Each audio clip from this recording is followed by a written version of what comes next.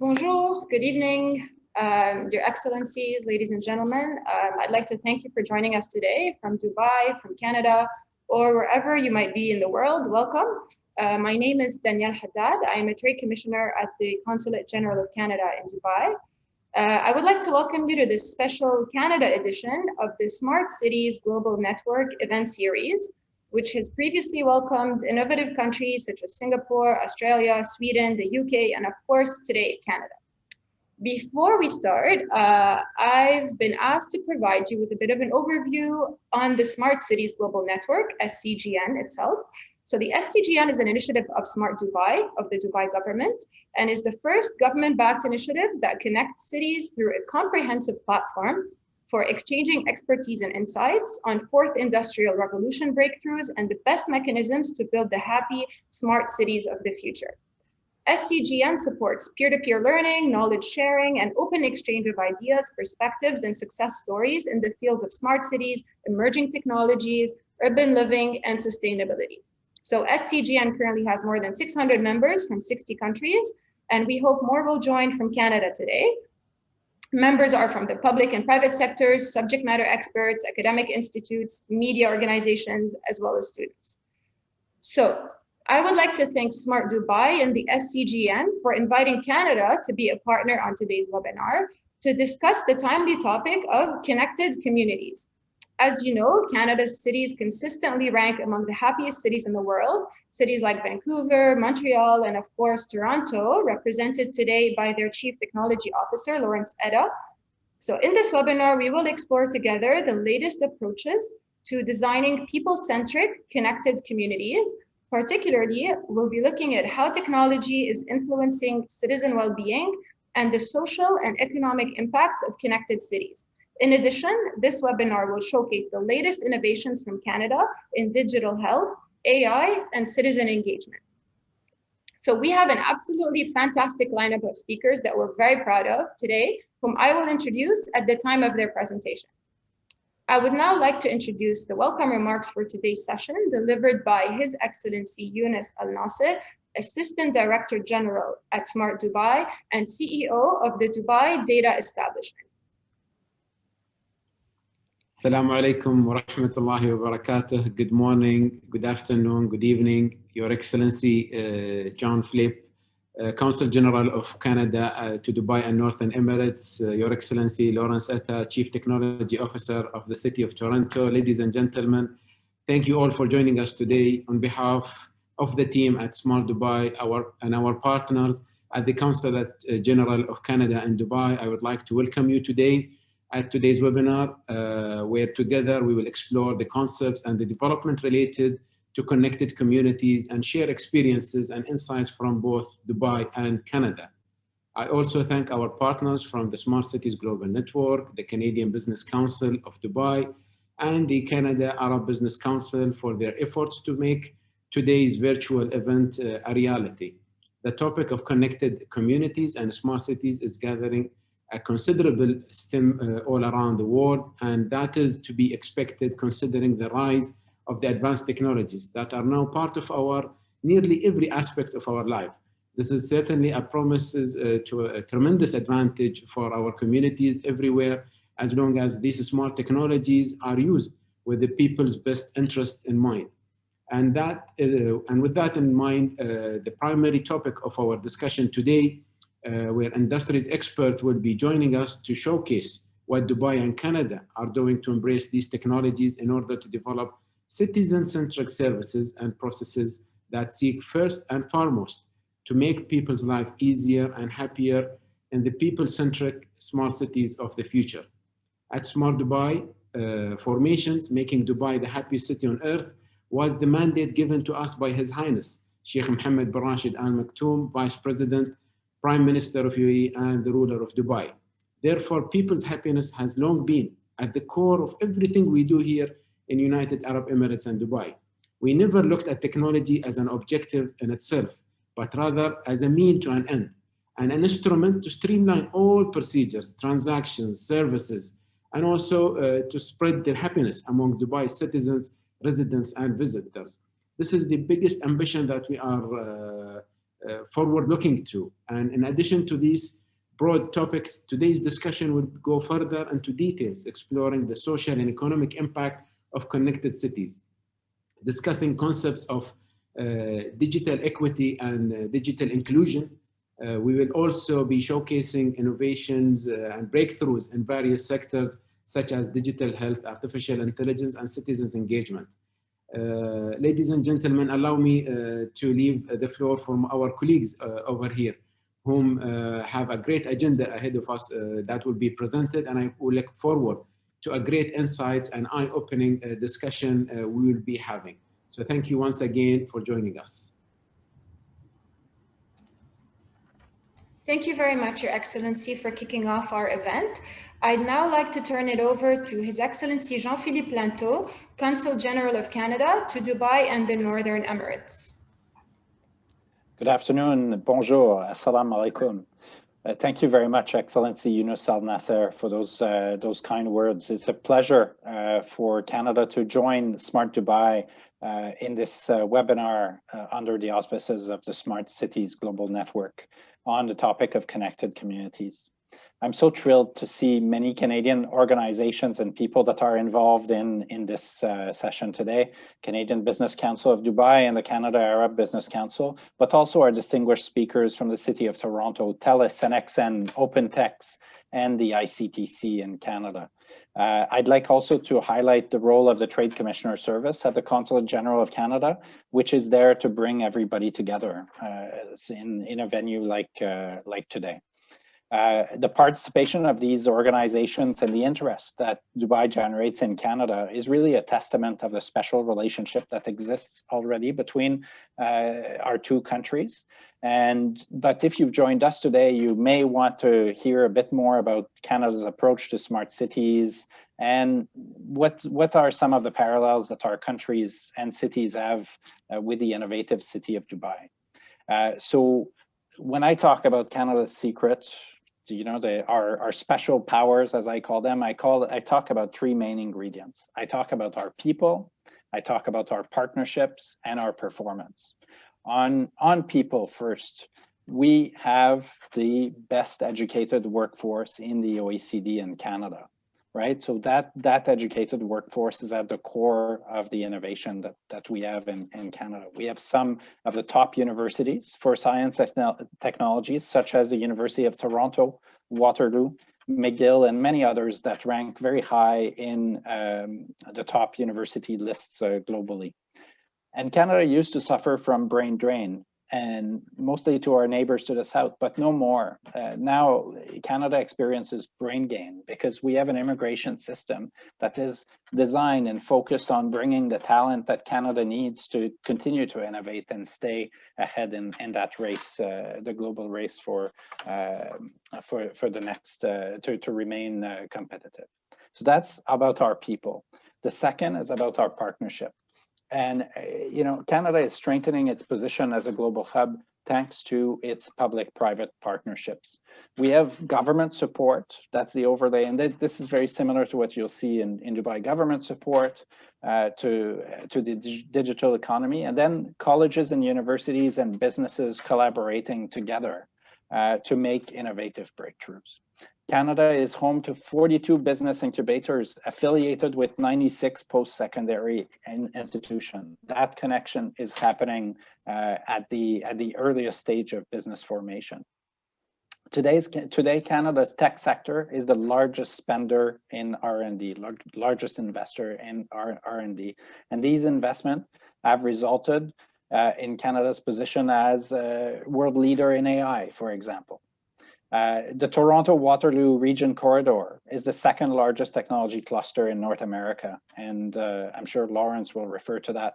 There's over 20,000 companies in the ecosystem, including over 5,000 startups. We have Ryerson University Digital Media Zone that's ranked the best university incubator in the world.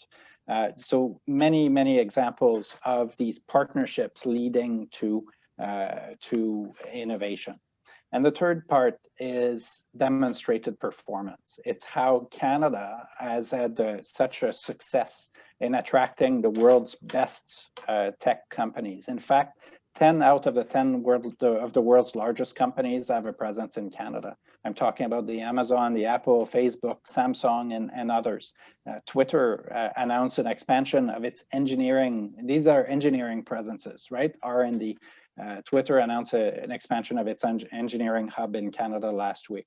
So, but we're also very proud of our homegrown successes, and these include industry leaders like Shopify or OpenText and TELUS, all of whom have a presence in Dubai. And Canadian startups as well. So these are more established companies, but startups as well have done very well, including by winning prestigious government competition, including the World Government Summit here in Dubai, where some Canadian startups have been chosen as the key enablers of that innovation that we talked about. So my team and I are here to help you make connections for our friends in the UAE, make connections to our Canadian digital technology ecosystem. And on that note, I really look forward to the session today and to the follow-up that will happen after. Danielle. Thank you, Consul General, for this high-level preface on Canada as an innovation nation to set the stage for our discussion today. So next on the agenda is our keynote from Mr. Lawrence Etta, Chief Technology Officer of the City of Toronto. Over to you, Lawrence. Thank you very much, Daniela, and thank you very much to Smart Dubai, Smart Cities Global Network, the Canadian Business Council. Good morning, good afternoon, good evening. Thank you for the introduction, Your Excellency, and also thank you to the Consulate General of Canada in representing our country. If we move to the next slide, please. So my name is Lawrence Etta, the Chief Technology Officer, and I'm going to take us through a journey of Toronto as a connected community. The next slide, please. This image already depicts the diversity and inclusion of our city. There's some key moments here in some of the major milestones, and all captivated by our Toronto Raptors for those of us who are sports fans. But the essence of this picture is to show that Toronto is a diverse and a multicultural city. And through my presentation, I will express how that is interconnected with a connected community. We'll move to the next slide, please. So the Toronto region, as the Consulate General of Canada spoke about, is built around a highly educated workforce and diverse economy that is well positioned to become a hub and global leader for connected community and smart city initiatives. Toronto is one of the most multicultural cities in the world. As of 2016, 51.5% of the residents of the city proper belong to a visible minority group. According to the Canadian government, Toronto has the highest per capita immigration rate in the world.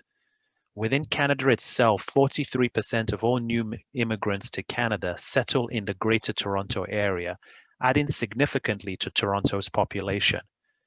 According to recent census, over 50% of the residents of Toronto are foreign-born.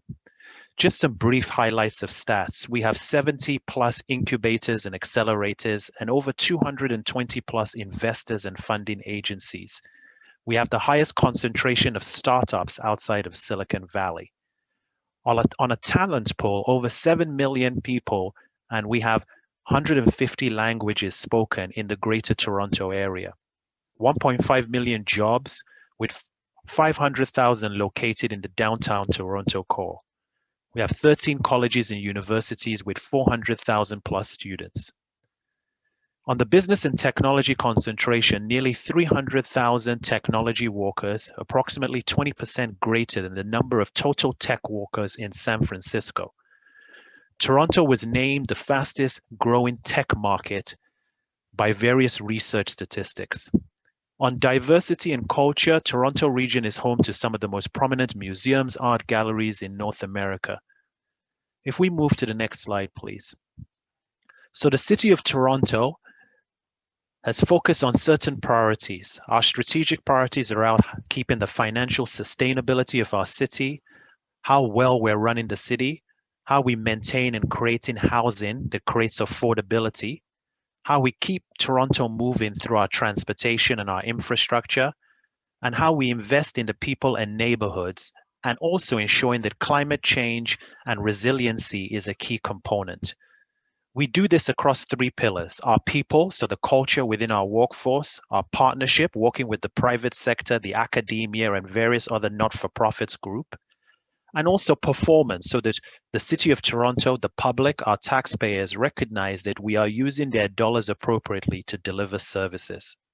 We'll go to the next slide, please.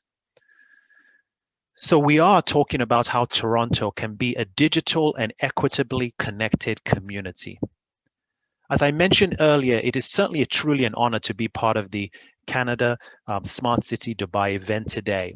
I do know that the Smart Cities Global Network is an outstanding virtual ecosystem of like-minded thinkers and innovators around the world. I had the fortunate privilege to visit Dubai in 2019 at the AI Intelligence Conference and was extremely impressed by what I saw in the city. In Toronto, of course, the term Smart City was coined by a business as a branding tool, and it has now taken a role in technology and governance in the world. At the City of Toronto, we recognize how Smart City is used, but we have pivoted to focus on connected community, which is more closely aligned with our work. In a nutshell, Toronto's Connected Community program is about using process, data, and technology to enhance the quality of life for Torontonians, not so much unlike the approach that Dubai is walking towards, a happier city in the world. To us in Toronto, Connected Community is about delivering broader value as a city, cutting across silos, developing the framework and hearing from engaged staff, citizens, and residents. We believe Connected Community is not just about technology, but a way of working. Connected Community is about shifting the mindset and the work culture to solve problems, to deliver service for the city equitably, not just the individual service. Toronto's Connected Work focuses on Toronto's priorities, as I mentioned: financial sustainability, housing, mobility, running the city well, investing in people, neighborhoods, climate change, and building resilience. Next slide, please.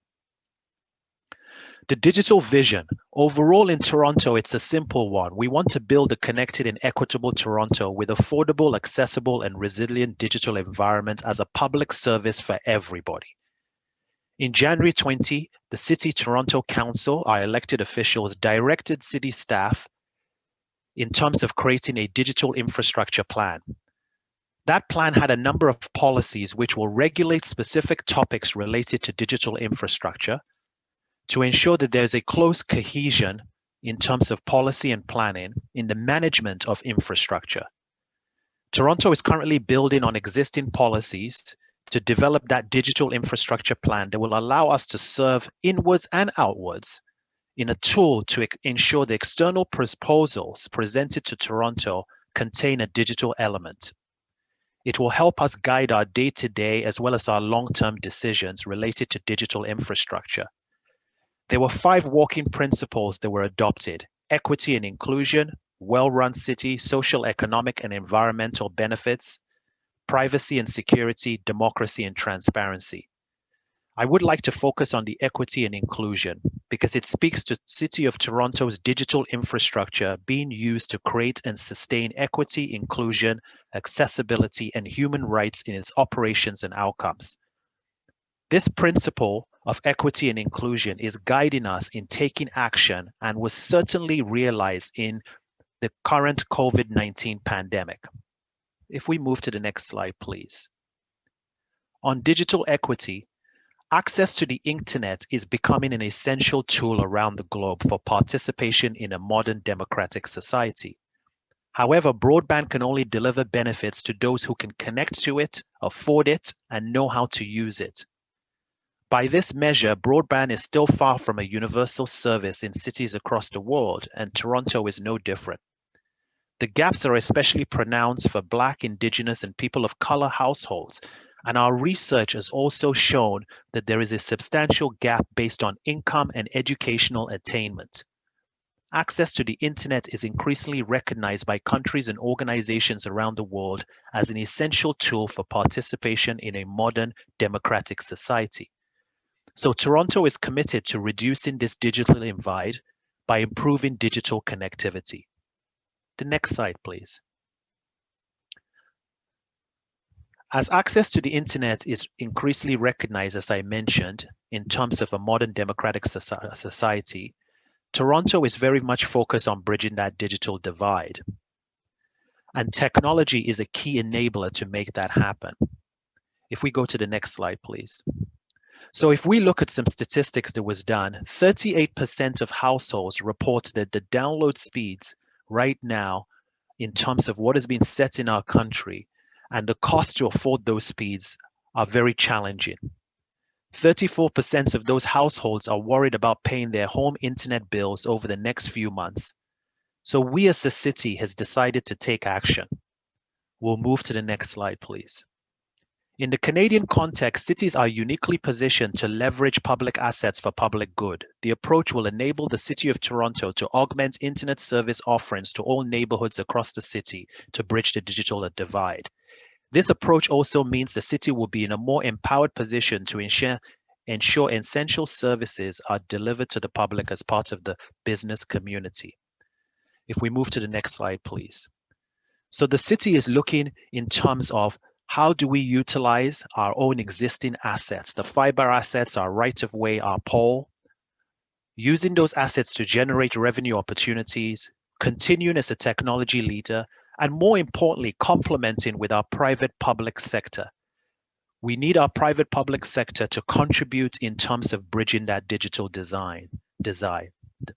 Next slide, please. We know from research that some of Torontonians are being left behind, so we have put together a program called Connect-TO. It's to expand the high-speed internet access for underserved Torontos.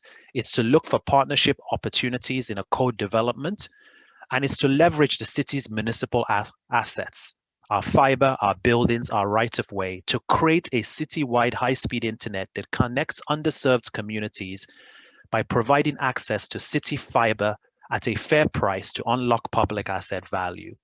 We'll move to the next slide, please.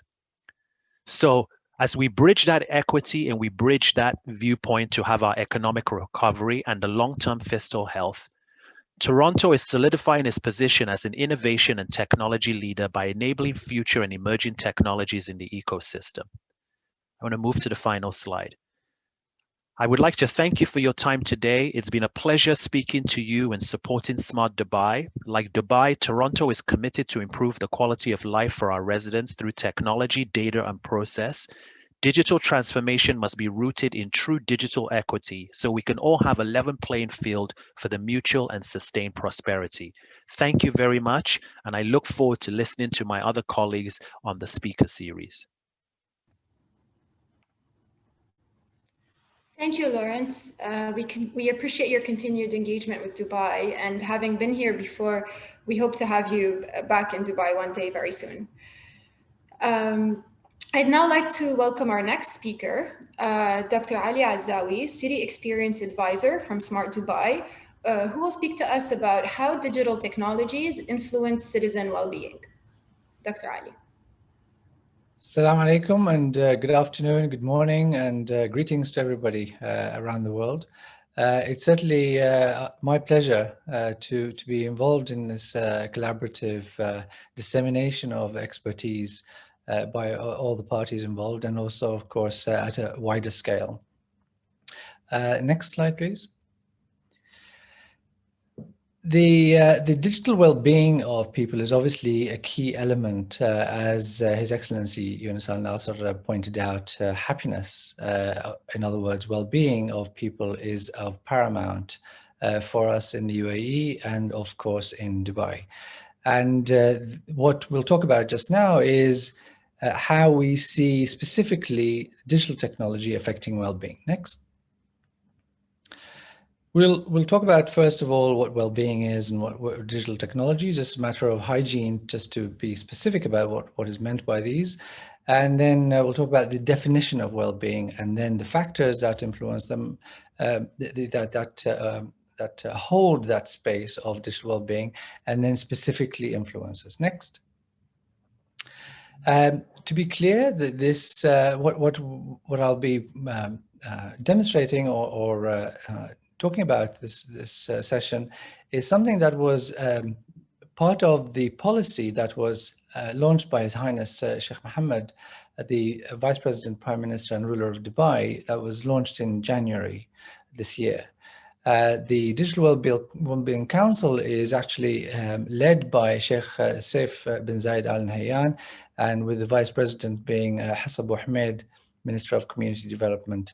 And of course, His Excellency Yusuf Al Nasser is a member of this council. Next. So specifically, what is well-being and digital technology? Next. We have to be really clear that all of this discussion is about well-being, meaning that the happiness of people in the city or in a community. So for us, well-being is a very clear understanding that underpinned our initiatives towards improving the happiness in the city. So specifically, we don't talk about defining happiness, but we talk about the needs of citizens in a community or in a city. And that allows the conversation to be more pragmatic and achievable, frankly. So when you talk about emotional needs or basic needs or even deeper needs, then every initiative can then be allocated to serve each of these needs. I won't elaborate too much on this because this is not the topic of this presentation, but just suffice to say that well-being is at the heart of this discussion and how technology affects it. Next, please. So digital technology then, what is meant by that? So for clarity, we would count digital technology as one that uses electronic means to generate, store, process data or information. For various purposes, contexts such as economic, learning, leisure, and health, and so on. So for the purpose of providing a function or a tool. And these tools or functions could be services, productivity, accessing or consuming content, and so on. So that is clearly what we mean by digital technology. So how does that set of technology tools and functions affect well-being? This is what we're talking about. Next, please. Next one. So how could we define digital well-being? So I won't elaborate on this particular slide, but that is the full definition that is available in the policy. And the following slides will be elaborating on each part. But suffice to say that the first paragraph here is digital well-being may be defined as the extent that digital technology influences a person's well-being in various life contexts in both positive and negative ways, and the person's ability to identify and understand the type of influences. And we'll go through the details of that in the following slides. Next, please. And that definition can be represented graphically as layers of influence upon a person's well-being, and we'll go through. Next slide, please. Okay, the next one. Okay, so when we say the factors, first of all, context. That's right. So when we talk about context, what we are talking about really is the purpose and the way that somebody is using technology, as well as the domain that they are using them in. So for example, the user interface itself can be the context that we are referring to, or the behavior, the way that somebody is going through a task, but also at the wider scale of life domains. And of course, this is very relevant to a city. Next, please. This is a very, very important point that underpins the whole of the digital well-being for people in the city. So in general, when somebody talks about ethics, it's essentially talking about the concepts of right and wrong. But for information technology, then the question is, regarding information and technology, what are the rights and wrongs in that respect? And clearly, of course, not only the person, him or herself, that is responsible, but service providers of digital technologies, be it internet providers or other providers, as we've seen many examples of large and small organizations and companies being held accountable for the way that they run their companies and what they do with the data in terms of privacy and access to information and so on. So clearly this is an important part. And in fact, actually you'll see in Smart Dubai's Dubai data organization. There are very much specific tools to guide the way that AI ethics, for example, are handled. And that's related very directly to this topic here. Next, please. Lawrence just mentioned the digital divide, and this is a very strong point in regards to digital literacy. And this is essentially about many aspects, which we'll go through the definition itself, but digital literacy is one that contributes to the digital divide in a strong way. So, for example, to what extent does a person appreciate, understand, use new concepts? What are the implications of these concepts with regards to the use? So for somebody who doesn't know that posting something on a social media platform where other people can grab information from that, this is obviously going to affect the way their well-being is going to pan out. But it's not just a functional thing of how to use technology, but there is this broader awareness of technology and its media. So it's not just a functional point here. So the EU's digital competency framework talks about literacy in the sense that somebody might be, the extent that somebody is confident or critical and responsible, having responsible use and engagement with digital technologies for learning at work and for participation in society. As Lawrence mentioned a minute ago, inclusion in society and feeling a sense of engagement is obviously going to be important in this respect. Next, please.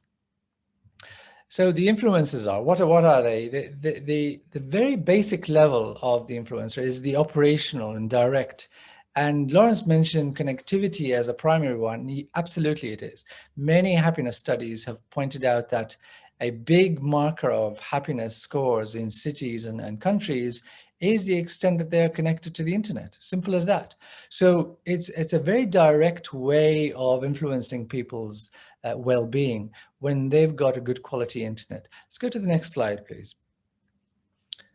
So an operational level of influences is something that is related to direct use of technology.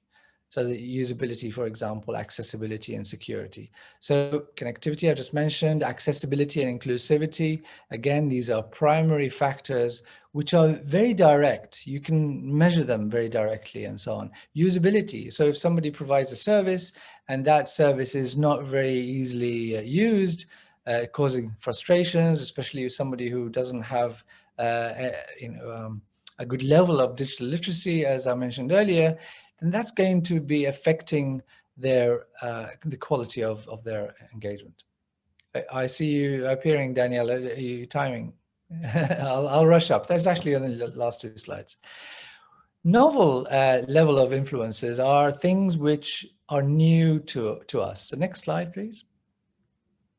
So new functions that are not humanly natural. So things that we've had to learn, there are new concepts, social networks, digital identity. So the idea of logging in on a particular service, logging on, having different digital identities, this is new. And therefore we've had to learn that. It's not natural. So people who have not come across this and not learned their way through will suffer from this. And that'll cause frustrations and worries, and sometimes people will do very drastic things themselves. Next slide. And the next one, please.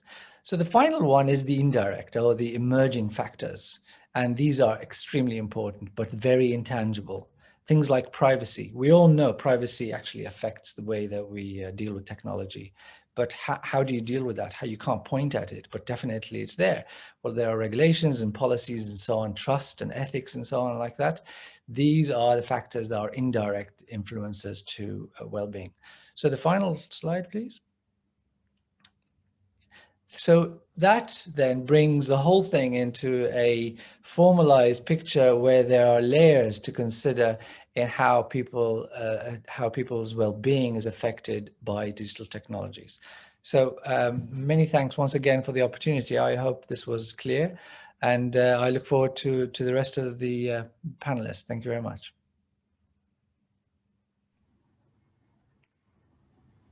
Thank you, Dr. Ali, for sharing Dubai's experience and expertise. This was a very interesting presentation. Thanks. So next on our agenda, we have an armchair discussion between Sherb El-Ghanoum, who's Senior Director at TELUS, and Ghazi Atallah, who's CEO of NXN. The title of the discussion is going to be The Digital Health Journey and Population Wellness Through the Smart Initiatives Lens. Thank you, Danielle. Your Excellencies, thank you for the invite and for making this webinar possible. I'm truly privileged to be joining this amazing panel of subject matter experts, and truly lucky to be following Dr. Ali after he shed the light on many very important key points that really tie in intimately to what we're about to talk about. Now, obviously, it's going to be a challenge to keep Ghazi and myself down to 10 minutes. I guess it's going to be probably the only time we're going to be talking for only 10 minutes. However, we'll do our best. Let me delegate this to technology, actually, to make sure that we fit in the time. I'm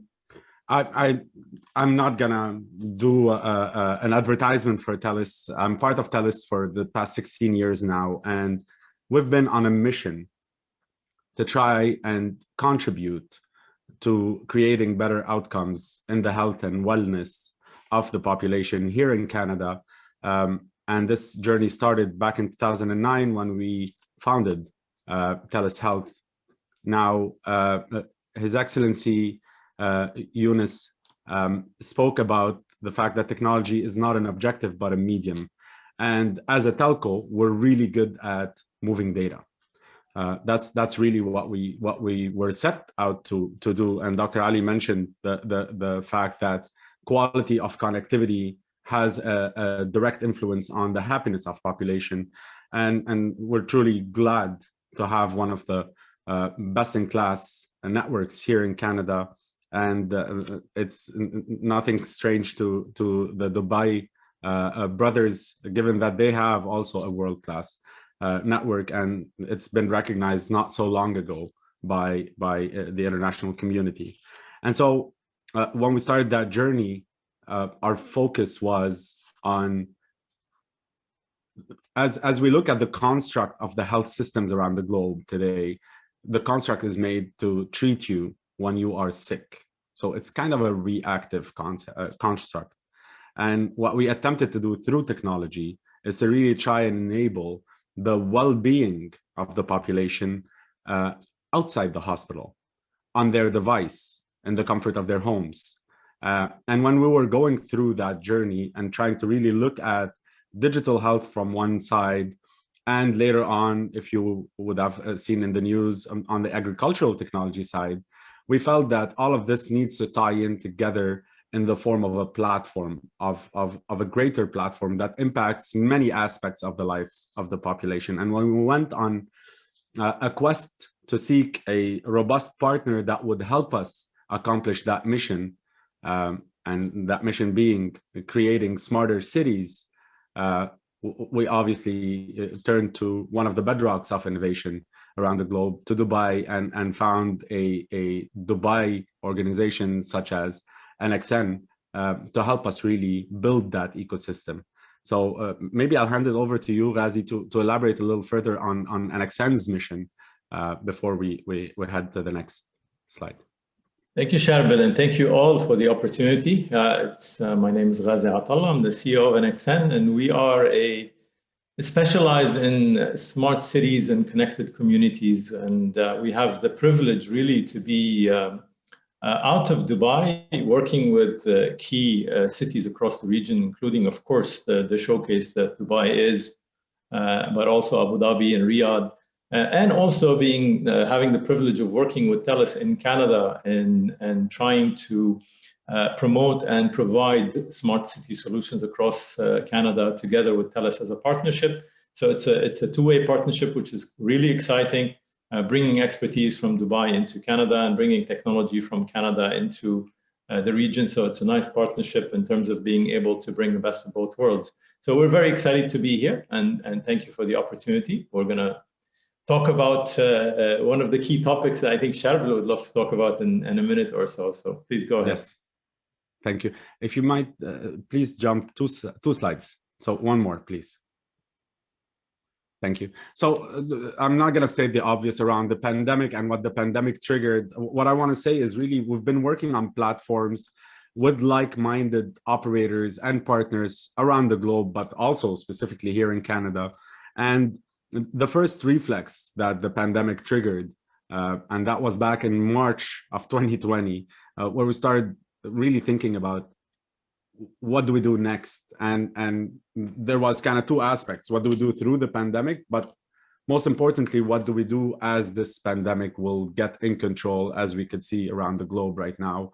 And hopefully really soon we could reintegrate properly. But that really raised those questions, like how do we go back to life safely? Most importantly, safely. And what can technology play as a role in helping us go back to work, go back to social activities, go back to travel? So specifically on back to work, one example was where we needed to pivot quite fast to really ensure leveraging technology to collect valuable data to help employees and professionals reintegrate their work environment where need be in a safe manner and really contain any potential outbreaks.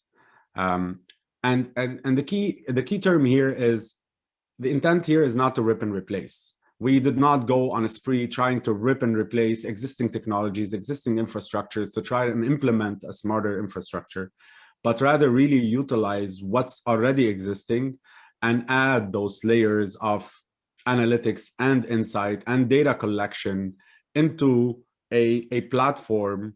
And I'll go back to Dr. Ali's points around privacy and security. This platform that we created was really privacy by design and security by design, recognizing that we will be handling sensitive data, which is general population data and health data, patient data.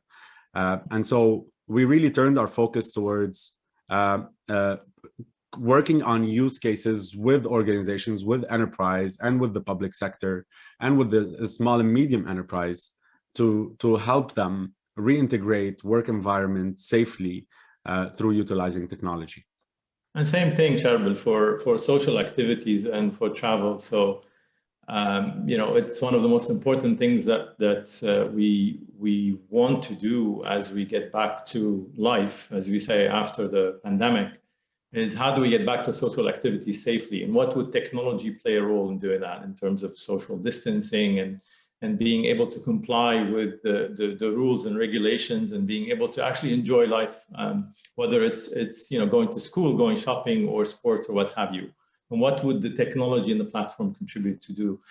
We talk about also travel and some new travel protocols, like a digital passport and a passport that contains information about you in terms of vaccination, what have you. So what will be those new travel protocols?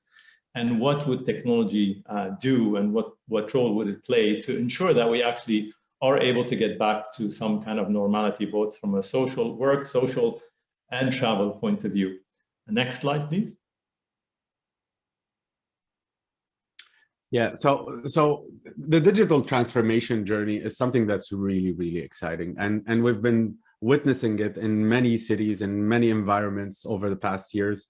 And I believe that we've learned a lot of lessons. Now, we broke this into a methodology in our environment where we focus on digitizing, optimizing, and then exchanging. And most importantly, we recognize that just turning assets to digital assets is not necessarily the end goal of a digital transformation, because once an asset is turned digital, it remains siloed. And we require a certain optimization between those assets in order to really create or start the foundation of an ecosystem. And that's really where we've been turning our focus into not only digitizing assets. So again, like as a silly example, an in-person doctor clinical visit, how do we turn it into a virtual doctor visit? And that would be the first step in digitizing the process. But then how do we optimize this and link it to e-prescription platforms, as an example, or applications? How do we link it to lab tests and referrals and scheduling, etc.? And so digitize, then optimize, and I'll let Ghazi elaborate maybe on exchanging. Yeah, I mean, at the end of the day, so that's the fundamental horizontal capability that we encourage cities to work on. It's the exchange, it's the platform, as they say, and the ability to basically create an ecosystem. First of all, create the platform that enables you to provide the basis of any digital transformation. So things like digital identity, very good examples in Canada and here in Dubai. Digital location, so location as a service, providing access to data to those that should have access to that type of data, of course, and then enabling lots of interesting technologies on top of that, like AI and others. So that and when we talk to cities, this is really the fundamental horizontal capability. That platform will enable digitizing, optimizing, and delivering the right services. And you create an ecosystem of partners around that platform. So you can create then not only services around health, as Sharbel is talking about, but also services around social benefits. We're talking about travel, transport, et cetera, et cetera. So the exchange or the platform, which is a fundamental element of transformation, and where we and TELUS spend a lot of time on, and we have a lot of experience in, that's the idea of that really the key functions that a city should look at in terms of transformation. Yeah, and on that note, my watch buzzed and Danielle just showed up. So thank you so much for giving us the opportunity of sharing some thoughts with you. Looking forward for further collaboration between Dubai and Canada. Thanks again. Thank you. Thank you very much, Sharbel and Ghazi, for this very rich discussion. It's great to see TELUS's growing activities in this region, using Dubai as a hub for your activities. So this is great in partnership with NXN, of course. So next up, I'd like to introduce Mr. Fadi Hnain, Vice President, Middle East at OpenText, which is Canada's largest software company. Fadi is going to be talking to us about citizen engagement and artificial intelligence for the public sector. Over to you, Fadi. Thank you very much, Danielle. Good morning, good afternoon, assalamu alaikum, bonjour. My name is Fadi Hnain. I'm Vice President for OpenText in the Middle East. I'm based in Dubai, covering the region. Next slide, please. So the topic today is citizen engagement in the public sector. I'm sure I'll try to be on time. I think we're running a little bit behind, and I promise that I'll finish before Danielle appears on my screen. So next slide, please. So OpenText, I mean, information is the currency of the digital economy. I think everybody agrees to that. We have been, in the last few years, in the last maybe decade, we have generated more information than ever before in the history of mankind. This information is very difficult to manage. We don't know what it contains. Sometimes it's useless, sometimes it's very valuable, sometimes we need to protect, sometimes we need to keep forever, sometimes we don't know what to do with it. So this, I mean, this information, we need to manage it in a way that can drive value and provide services in general to the citizen as well as to the enterprise. Next slide, please. Can you move 4 times or 6 until the end? Yeah, thank you. Bringing the information in a citizen-centric approach. We've had a lot of projects in the region. We've had projects across the world. Something is repetitive, something is coming all the time, and you have seen it from Ghazi, from Sharbel, from Dr. Ali presentations. We need to give the citizen the center stage in terms of delivering these services. We need to give them the choice of interacting the way they want, the device they want, the interface they want.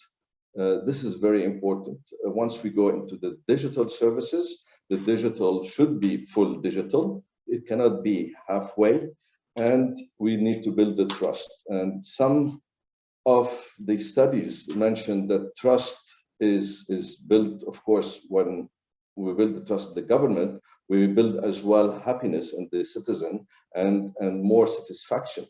So trust is very important, being able to identify the citizen quickly and across multiple services. Why do we need to identify them? Because we need to customize the service. The service need to be presented to them based on their profile and provide transparency in terms of what information we keep, what information we disclose, and what information they can access and what they cannot access, and ultimately resulting in the satisfaction of the citizen, which in Dubai was, for me, it was quite innovative when they announced the happiness index in Dubai. So happiness will be the ultimate goal in this journey for the citizen-centric approach of digital services. Next slide, please. So the pillars for the digital government, I think you've seen it before. The agencies from one side, which is the government, citizens on the other side. Agencies, absolutely the important things is the inter-government collaboration, and you will be surprised that sometimes and very often this communication and inter-government collaboration do not exist. Providing the services based on a shared services model. Why? Because they would be able to roll out these services quickly and reuse some components into other agencies, into other government, other entities. And of course, the orchestration of the information flow, which we do exactly. I mean, this is very important because the information that you gather and the orchestration of this information flow needs to happen in the context of the transaction, in the context of the profile of the customer, the context of what's going on or what's happening or what kind of services is being delivered. On the citizen side, they expect the digital identity, which is secure, identified once, no need to identify yourself multiple times.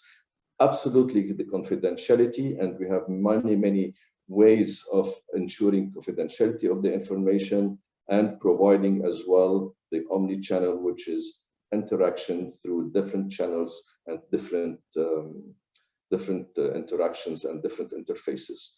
So what we provide is something related to the technology. We provide the platform, the technology, the software to enable strategy and the vision that prior to that, the companies or the government or the consultant has put forward and want to implement and execute. Next slide, please.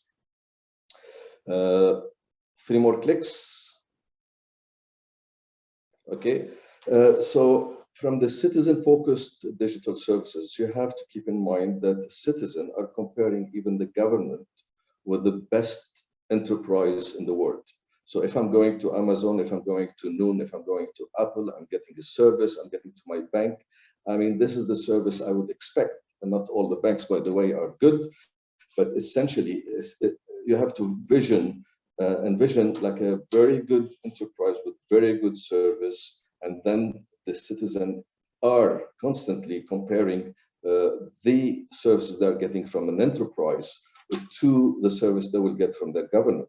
So the consent is one of the key components, having a regulatory framework to protect the privacy, to protect the information. I think that's been covered already. Having the control, I need to know what's been collected about me. I need to know how I can change that, not modify that, but not create a new information, but at least correct if there's any correction to be done.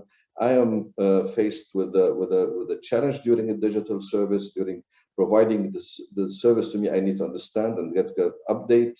I need to get the information, what kind of document, what kind of information do I need to provide? And then, of course, the convenience again of a single password, simple enrollment, and then the interface of choice that I need to interact with. So next slide, please. And 3 or 4 more clicks.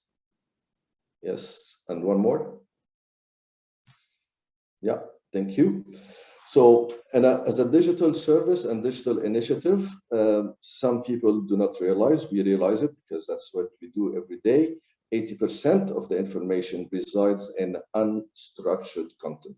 The 80% of the content is unstructured. So you don't have structured means I have my information in a database, I have it in a CRM, I have it in an ERP, but 80% of the information, either a backlog or historical information or even new information, reside in unstructured content. And that makes the challenge of making sense out of this unstructured content.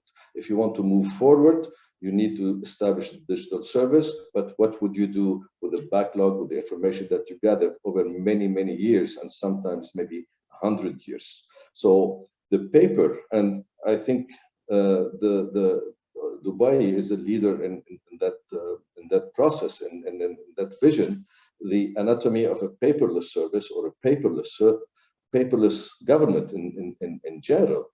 And we have at different stages interacted with companies and government. They have a different maturity level of a digital transformation.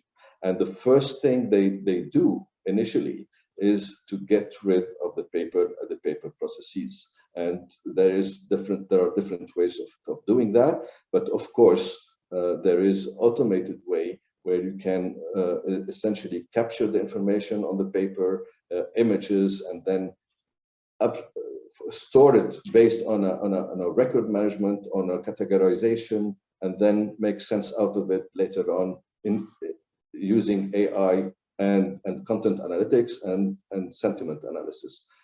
Next slide, please. So open text approach in digital government, absolutely the citizen centricity, standardization of processes so they can be reused across multiple government or agencies, accelerator to accelerate the adoption as well as the rollout of the service when it is needed, an extremely tight governance model to provide trust, to provide transparency, and then increase the satisfaction and the happiness of the constituent. Uniform UX, where you can interact the way you want, the interface you want, and more important, the data insight. Once you gather all this information, when you have a single repository, when you have a single vision of the truth, how you can make sense out of all this information. Next, please. Of course, Canada government relies on open text in many ways. On the federal government, we have a couple of examples in the Middle East as well. This slide is for the government who accepted to be a reference for us and who can share the experiences with you and with anybody who needs to be to share the information. Next, please.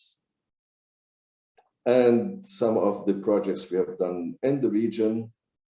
And next, if you don't mind. And data could be used for good use, and we help some non-profit organization as well drive insight and value out of the information they gather over the years. Next, thank you very much for having me, and thank you for organizing this webinar. Thank you very much, Fadi. Now I'd like to thank you, Fadi. Thanks again. So now I'd like to turn it over to Fawn Rice, Senior Research and Policy Analyst at the Information and Communications Council of Canada, and Mairead Matthews, Research and Policy Analyst. So Fawn and Mairead are going to talk to us about responsible innovation in Canada and beyond, and understanding and improving the social impacts of technology. Over to you. Thank you so much for having us here today. Can we go to the first slide, please?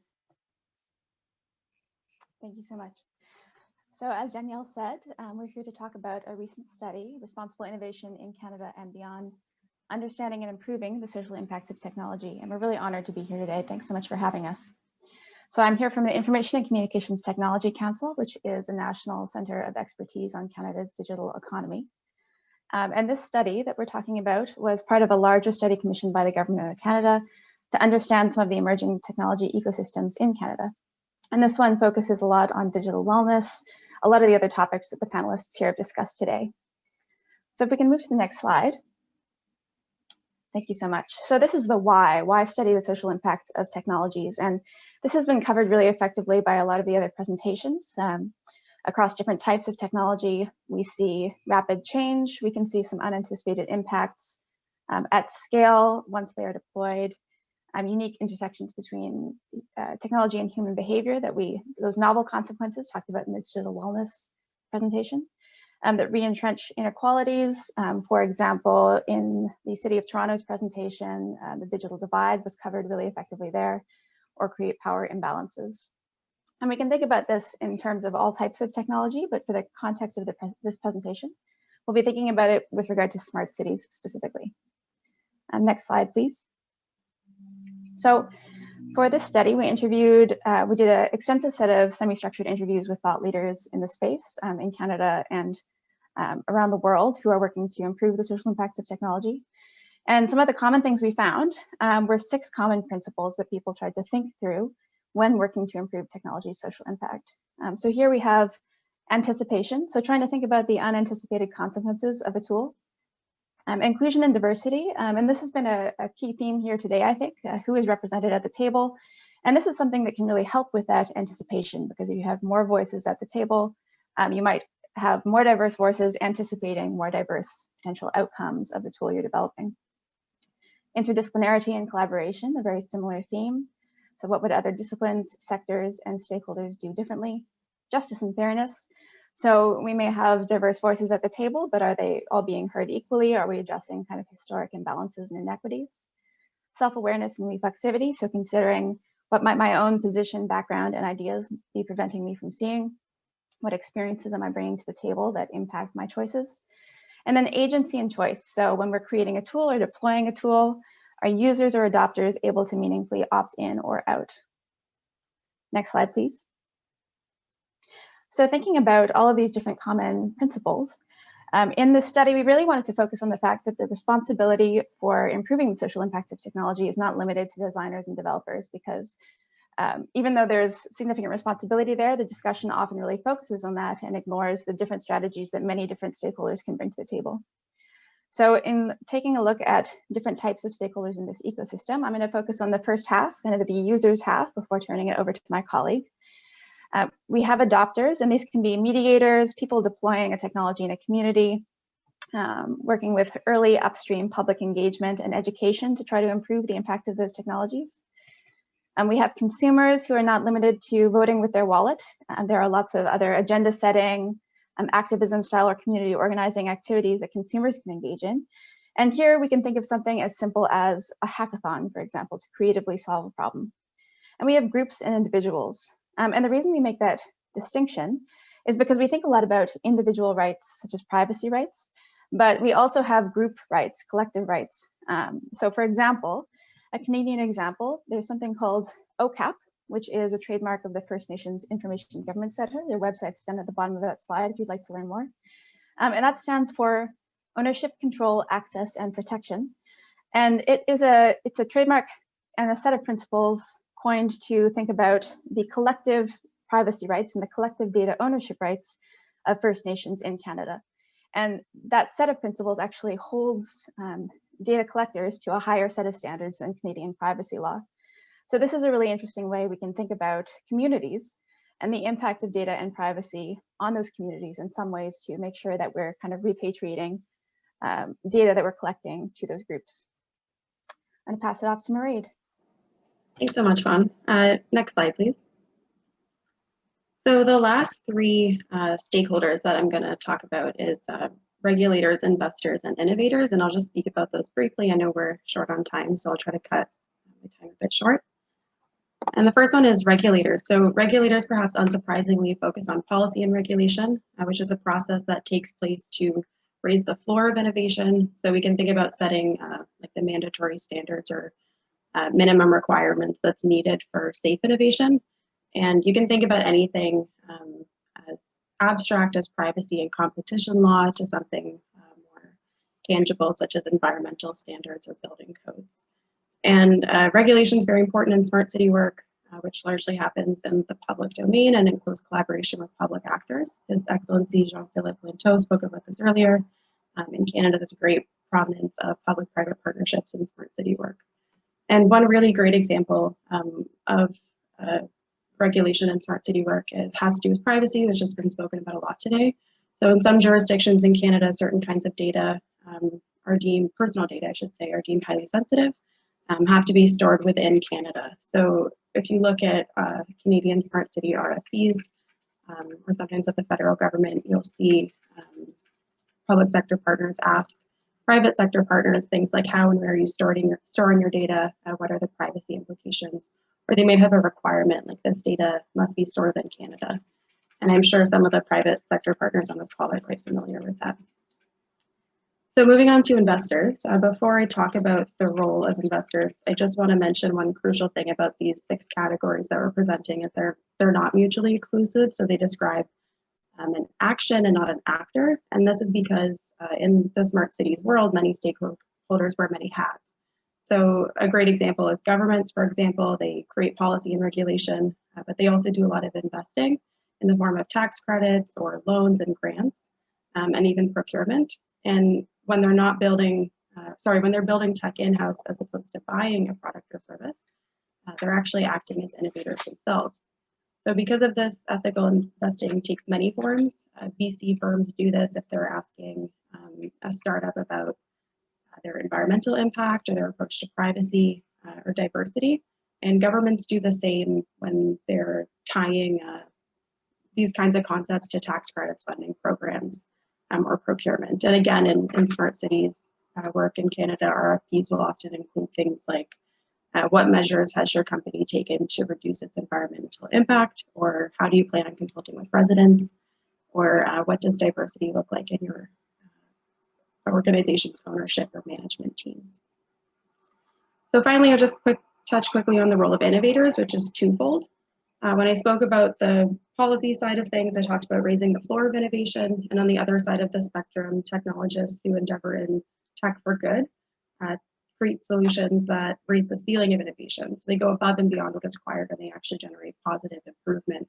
And this has been talked a lot about in the various presentations. Our smart city work is making citizens happier. Like that's the goal, is improving quality of life. And Fadi Honain from Open Text spoke about some of the data for good activities that Open Text engages in. So I'll spare you other examples.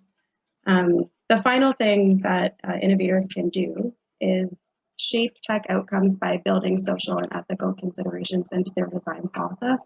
So again, we've seen many examples of how various companies do that today. And one interesting point just for design teams, as opposed to looking at things from the corporate company level, is many well-known models for technology development. So you can think of waterfall and agile focus on a very limited portion of the full innovation lifecycle. So they're looking at mainly design and quality assurance. But in the real world, we know technology doesn't stop existing once it's deployed. And for many members of the public, it only starts existing once it's deployed. And this is super relevant in smart cities work, where residents often see technology once it's out in the field and they're interacting with it for whatever its service-driven purpose is. So yeah, one crucially important thing is for technologists to extend their conception of the technology lifecycle to include things like ethical investment, inclusive hiring, consultation, which happened before the design process takes place, but also to consider things like novel use cases and user error, which might happen long after a product or service hits the market. And I know this was a very fast jam-packed presentation with lots to take in, so I'd love to invite you, if you would just want to hit the next slide there. I'd love to invite you to read the full report. It's available on our website, ictc-ctic.ca. And please also feel welcome to reach out to either of us on LinkedIn or by email. Thanks very much from Fawn and I hope everyone has a great day or evening, depending where you are.